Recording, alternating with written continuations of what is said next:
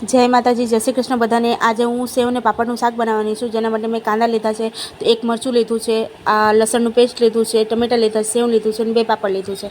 હવે આપણે તેલ ગરમ થઈ જાય પછી આપણે આમાં જીરું નાખી દેવું। જીરું આપણું થઈ જાય એટલે આ થોડુંક હિંગ નાખી દેવું। હવે આ 2 વસ્તુ થઈ જાય એટલે આપણે થોડાક આમાં લસણનું પેસ્ટ નાખી દીધું હતું। હવે લસણના પેસ્ટને આપણે છે ને ચલાવતું રહેવાનું।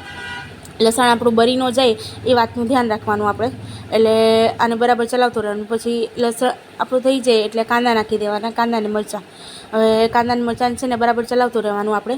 કાંદાને મરચાં હમણાં થઈ જાય ગોલ્ડન બ્રાઉન, પછી આમાં છે ને આપણે જો કાંદાને મરચાં બરાબર થઈ ગયા, હવે આપણે આમાં ટમેટું ઉમેરી દેવું। આપણે આ ટમેટું ઉમેરી દેવું। હવે ટામેટું છે ને મેં 1 લીધું છે, તમે તમારા હિસાબે લઈ શકો છો। અમે 2 જણા હતા એટલે મેં 1 ટમેટું લીધું। હવે ટામેટું બરાબર ચડી જાય એના માટે મેં થોડુંક મીઠું નાખ્યું છે। હવે આ મીઠું થઈ જાય એટલે બધો મસાલો કરી લેવાનો। હળદર, લાલ મરચું પાવડર, 2 ચમચી ધાણા જીરા પાવડર અને બરાબર આપણે મિક્સ કરી લેવું આને।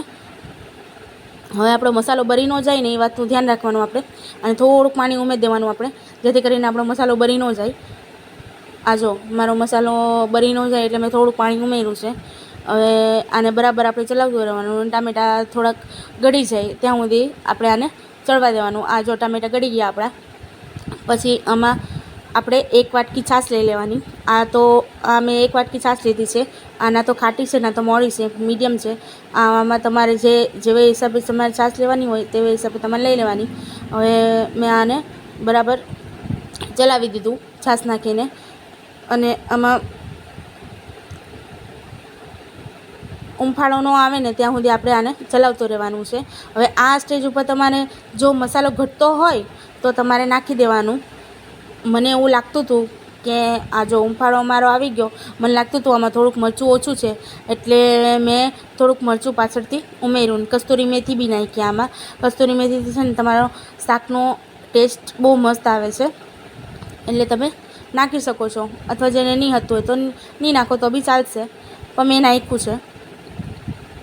પછી મેં આમાં થોડુંક મરચું નાખ્યું હતું, લાલ મરચું, અને થોડુંક મીઠું નાખ્યું હતું। મીઠું મને ઓછું લાગતું હતું એટલે। હવે આને આપણે બરાબર ચલાવી લેવાનું, બરાબર મિક્સ કરી લેવાનું। પછી આ જો બરાબર મિક્સ થઈ ગયું। હવે આપણે 2 પાપડ લીધા હતા ને શેકીને, હવે એને તોડી અને થોડાક મોટા મોટા બટકા રાખવાના આના, અને આપણે તોડીને આમાં નાખી દેવું। જો તમને આ વિડીયો ગમતો હોય તો પ્લીઝ આ ચેનલને સબસ્ક્રાઈબ કરી દેજો, લાઈક કરી દેજો। આ જો મેં આમાં પાપડ નાખી દીધું છે। પાપડ નાખીને પાપડના છે ને થોડાક નાના નાના એટલે મીડિયમ સાઇઝના બટકા રાખવાના તમારે, બહુ મોટાય નહીં બહુ નાનાય નહીં। હવે આપણે બરાબર આને મિક્સ કરી દેવાનું। હવે આપણું પાપડ ચડી જાય પછી આમાં આપણે સેવ ઉમેરી દેવાની છે। આ જો મારા પાપડ બરાબર ચડી ગયા છે। હવે મને એવું લાગે છે કે આમાં થોડું પાણી ઓછું છે, એટલે મેં સેવના ભાગનું ખાલી થોડું પાણી નાખ્યું હતું। હવે તમારે જેવી રીતે ગ્રેવી તમે તમારા ઘરે ખાતા હોય તેવી રીતે તમારે પાણી વધઘટ નાખવાનું। અમારે થોડુંક સૂકું શાક હોય, લચકો શાક હોય, એટલે અમે થોડુંક પાણી ઓછું નાખ્યું હતું મેં। જો આમાં મેં સેવના ભાગનું થોડું પાણી નાખ્યું હતું। આ જો મેં સેવના ભાગનું થોડું પાણી નાખ્યું, કેમ કે આમાં હજી સેવ આવશે એટલે આપણી ગ્રેવી એકદમ થીક થઈ જાય, એના હિસાબે મેં થોડું પાણી નાખ્યું હતું આમાં। હવે મેં આમાં 1 વાટકી સેવ લીધી છે, તો હું આમાં સેવ નાખી દઈશ।